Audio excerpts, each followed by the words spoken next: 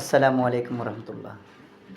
সবাইকে আন্তরিক মোবারকবাদ জানিয়ে আজকে আপনাদের সামনে কিছু কথা এবং ইতিকথা বা গল্প বলেন একটা বিষয় আমরা অস্বীকার করতে পারবো না। আপনারা যদি আমার কথাটা হয়তো গল্প হিসেবেও নেন এবং আমার কথাটা যদি সাদরেও নেন, আপনাদের ইচ্ছা।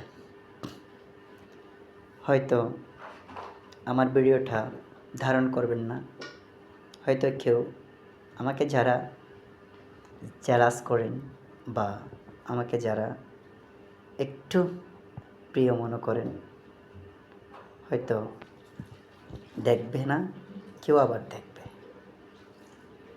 একটা জিনিস আমরা অস্বীকার করতে পারবো না,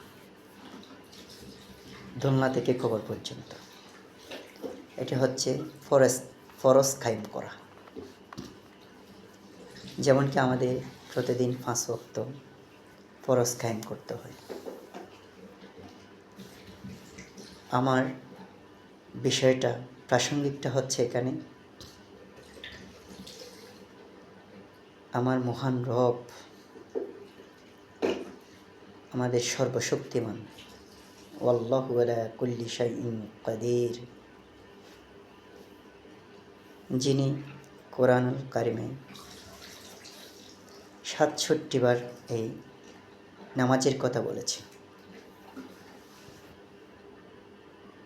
আমরা এই নামাজকে আমরা অস্বীকার করতে পারবো না, এই কোরআনকে আমরা অস্বীকার করতে পারবো না। আমরা অন্ততপক্ষে আমাদের শ্রেষ্ঠ শেষ নবী হযরত মুহাম্মদ সাল্লাল্লাহু আলাইহি ওয়াসাল্লাম এর আদর্শগুলো, ছোট ছোট যে আদর্শ, যে আমাদের প্রতিদিন পালন করতে হয়, এই বিষয়গুলো জানি, কিন্তু আমরা এগুলো ধারণ করতে অভ্যস্ত না, পালন করতে অভ্যস্ত না। আমাদের অভ্যেস হচ্ছে একটাই, ইতিমধ্যে দেখলাম আমরা একজন আরেকজনকে নিয়ে ট্রল করি। আনন্দ এক জিনিস, মজা এক জিনিস, ট্রল আরেক জিনিস, মিথ্যা গুজব আরেক জিনিস, হিংসা সবচেয়ে নগণ্যতম একটা বিষয়, যেটার অধঃপতন একদম অতি সন্নিকটে। সো এটাই বলতে চাই, আমরা যে এই ভার্চুয়াল সোশ্যাল মিডিয়ায় যে ঝড় তুফান সাইক্লোন বয়ে নিচ্ছি, আসলে এটা কি ঠিক বলেন? আমাদের ইসলাম কে জানে বা কারা জানে, বা কিভাবে আমাদের ইসলামকে আমরা উপস্থাপনা করতে পারি, কেউ কঠিন ভাষায়, কেউ সরল ভাষায় এই শান্তির ধর্মটা আমরা উপলব্ধি করতে পারি। আসলে বিষয়টা হচ্ছে মুখ্য, আমাদের জানাটা অতিবা জরুরি। হয়তো আমার ভিডিও আপনারা ধারণ করছেন, কেউ বা বড়জন, ছোটজন, বা কেউ আমার সহপাঠী, অতটুকুই আপনাদের কাছে আমি বার্তাটা পৌঁছাই। আপনি যদি ফরজ সম্পর্কে, ইসলাম সম্পর্কে সহি শুদ্ধ পরিশুদ্ধ করে যদি 1 মিনিট লাইভে বা ভিডিওতে উপস্থাপন করতে পারেন, এই ভিডিওতে এসে যদি উপস্থাপনা করতে পারেন, তাহলে আপনি আসলে ইসলাম সম্পর্কে সরল ভাষায় বুঝেন। আপনি হয়তো আল্লাহর একজন প্রিয় বান্দা। এমন এমন ব্যক্তি রয়েছে সহি শুদ্ধ করে আমরা কোরআন তেলাওয়াত করতে পারি না। আছে অনেকে, হয়তো আমরা এগুলা যাচাই বাছাই করি না।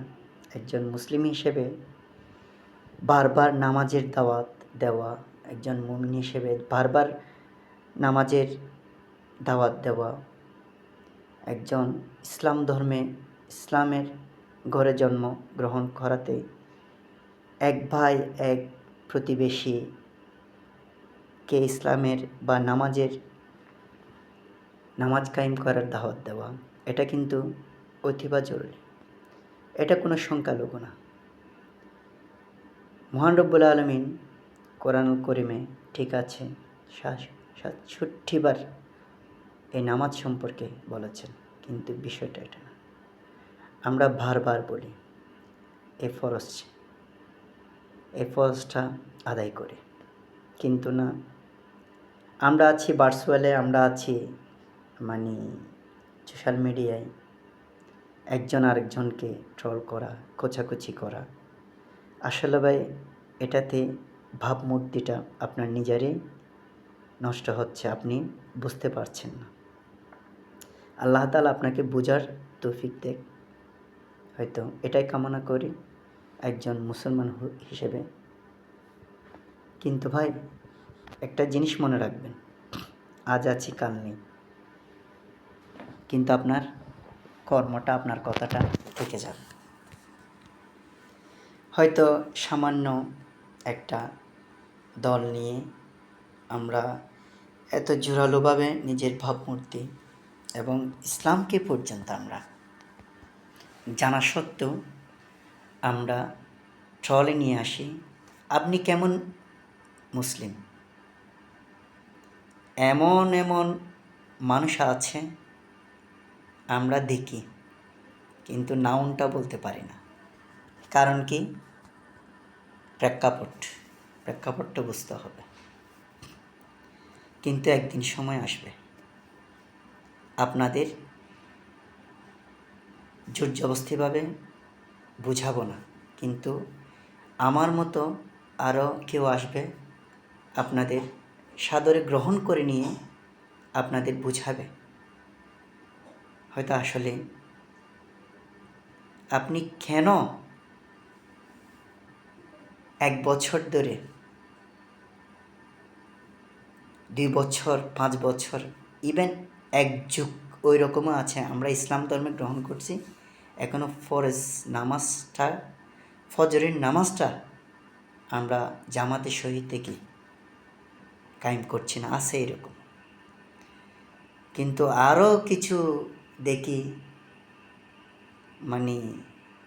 কাতুয়া পড়ানো আর কি শুক্রবারে, এটা বলতে হচ্ছে নামাজি বন্ধা শুক্রবারে খাতুয়ার অবস্থা শেষ করে ফেলে, এসে কাতুয়া না।